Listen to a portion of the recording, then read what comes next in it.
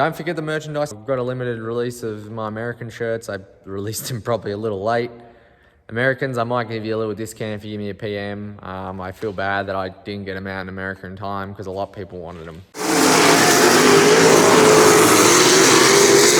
Alrighty, bit of Australian off-season, if you want to call it, update. As you can see, my 360 here is a... Oh dear. Bit of an off-season update. 360 all stripped out.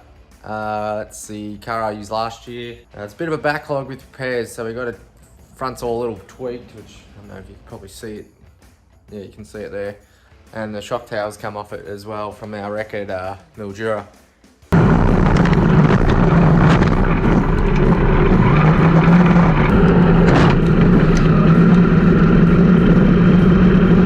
Raced that race, then raced, pretty much put this aside and raced the modified. I had to sort of strip this out, and then I was sort of organising my America stuff too. Then I raced the Fitzpatrick car, then went the next week to the States. So I really haven't had much time to take stuff apart before the season ended.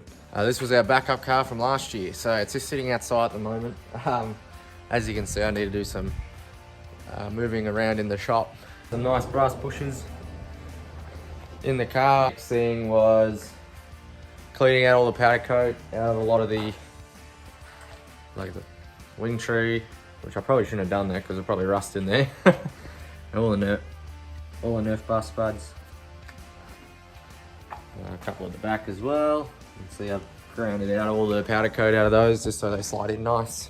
Once I get a torsion bar in them, I need to ream them out. So that makes, when you get them, they're just made to a certain tolerance, which is a bit outside what sprint cars are. They're a bit more of a, I don't know what you want to call it. Not really a sliding fit either. It's more of a, I don't know, slight interference fit, if you want to go in engineering terms. Another thing we're doing as well, dirt mod's running first, so I'm not too fussed on what's going on there. I don't even know how many shows we're going to do in this sprint car. In the process of stripping the dirt mod gearbox, a few parts are over here for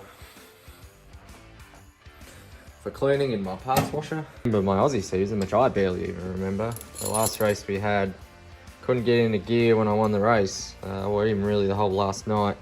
And this was the issue. I just munched the clutches up. These are plates, all got a, you can sort of see it, you can see the edge there. That's not good. We got some new rebuild kits from Aussie Racing Products. Australian Racing Products, I think that's what they trade as. The bolts stripped in Magneto, and Worklight works out good, and whatever Allen keys I need. There's only a couple of tools you need for these gearboxes, which is good. Probably clean that up and put that back together. The modified we're running first October 1 with the Fitzpatrick wingless, so I think Ebony's even having a crack as well. So in the 89, so she's pretty much ready to rip. Modified on the other hand, as you can see, she's a bare shell. Pretty much, except for I just serviced that front end the last race we did, so I've kept that in. I got to make it for this new front body we're making for it, so a bit more modern. Just sort of really copied what a lot of the American ones are. Other than that, I've just left the steering box in. That's a fresh box. That's two or three nights old. The diff's just hanging here at the moment. I'm doing a complete sort of driveline check. All the torque arm, we're checking that out. Body panels as well. I don't know if we're going to change the doors or anything like that. It seems like a lot of work to do in 3.5 weeks if we're going to do doors and stuff, so I don't think we're going to do the doors.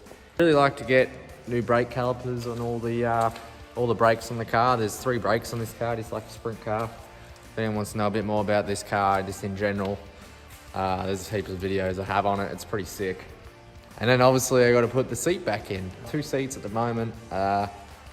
1 seat's in getting the Fitzpatrick 2, so I'll probably put the sprint car seat in this because I already have holes in it. It's so nice in this car. It feels like a lounge chair compared to sort of the Ultra Shield I had in it and the Kirky. So my Butler build I really like. I can't wait to feel it with my sharp insert in it as well. Once we fix up all the clutches, the first thing you put in the car if you build it from scratch is the gearbox, especially if you're building it yourself.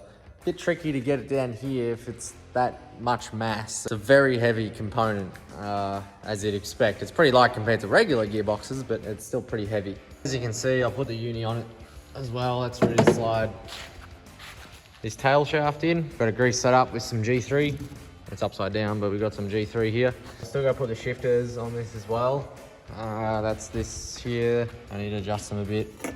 Move these rollers out of the way. Then yeah, throw the motor plate in. Once you get that in, I've only just pinned it with a couple bolts. I'd really like to see how clean this is, and I've probably got about 50% of that with the parts washer, but guys at Logan Distribution gave me this auto muck to use.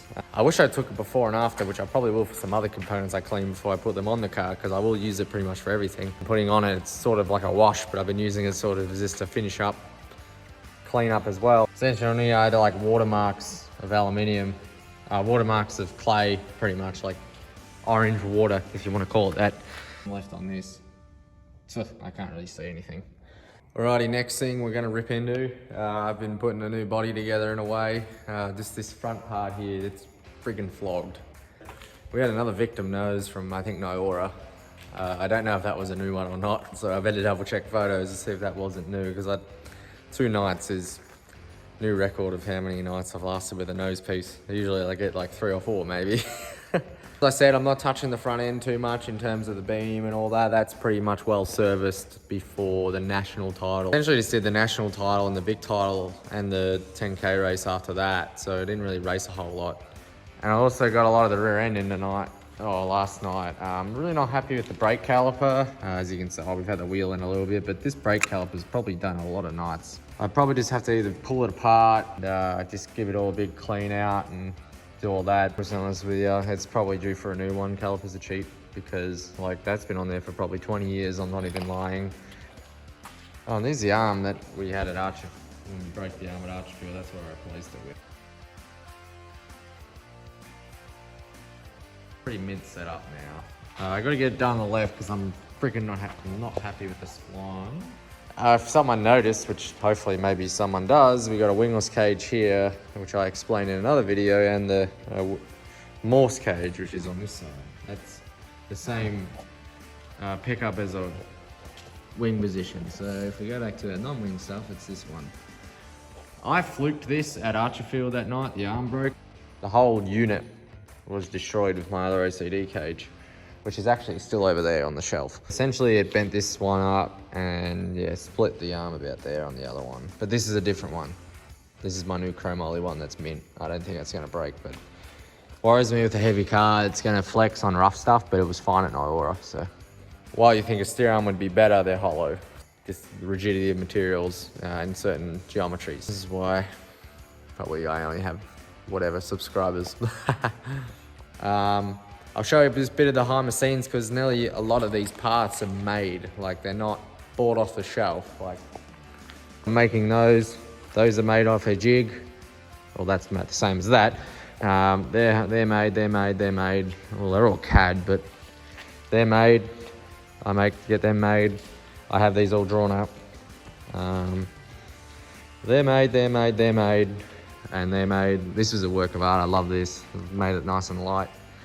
The device that goes here, I can't show you though. Ain't showing you everything. A lot's made on this car. It's a lot of work, but you're in control of the development and all that. You can do what you want on another car too. But this car's like a lot of work intensively, getting stuff ordered prior. Right, so that wraps it up. Pretty much October 1st, gonna be our first race. Said, we're working towards getting this on the track, which I think will happen if we get the motor. Everything's sort of really here. It went through a pretty significant rebuild before that last race I did at Nyora. That's how I've been doing stuff. I've just been silly meticulous, making sure it's right. Also, stay tuned for another video. I got a really sick one. It's a weird one. It's very outside the box in a way. Like I'm pretty tight-lipped about my fitness program and all that. More or less, there's a bit of competition in it. As I said, I won't tell you everything. Like what I do to get to the level I want to. I think it's pretty necessary now. And I sort of understand what's going on with it. I wasn't gonna rant through fitness stuff. I didn't really know. So I've had chats in my gym, Access Performance, and they're happy to give us a bit of a walkthrough and show what we do, because it's way more than a gym. Like this is not a health club. I've invested in myself for once, I'm just gonna say that, and it's definitely paid off, but wow, it has cost me a fair quid. So Don't forget the merchandise too. I've got a limited release of my American shirts. I released them probably a little late. Americans, I might give you a little discount if you give me a PM. I feel bad that I didn't get them out in America in time.